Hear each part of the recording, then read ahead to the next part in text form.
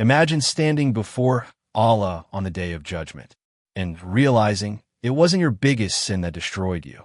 It was the small whispers of Shaytan that you never took seriously. He wouldn't always try to pull you away from Islam overnight. Instead, he would whisper, "There's still time. You can repent later. One more sin won't matter." This is how Shaytan works. Not by destroying a person in one moment, but by pulling them away from Allah one small step at a time. Anymore.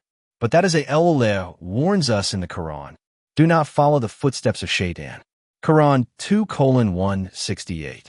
Notice that Allah says footsteps, not a leap, not a sprint, just one small step, then another, and another, until the heart slowly becomes distant from its creator. But perhaps Shaytan's greatest victory isn't making you sin. It's making you believe that you're beyond the mercy of Allah. He wants you to think, "I've done too much. Allah will never forgive me.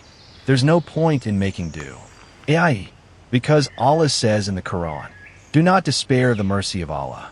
Indeed, Allah forgives all sins. He is the most forgiving, the most merciful." Quran 39:53. Think about that. The one who created you knows every mistake you've ever made, yet still invites you to return.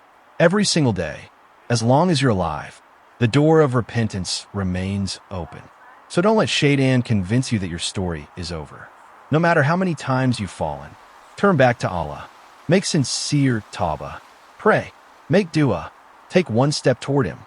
Because the whisper of Shaytan is temporary, but the mercy of Allah is greater than every sin you have ever committed. Don't listen to the voice that pushes you away from your Lord.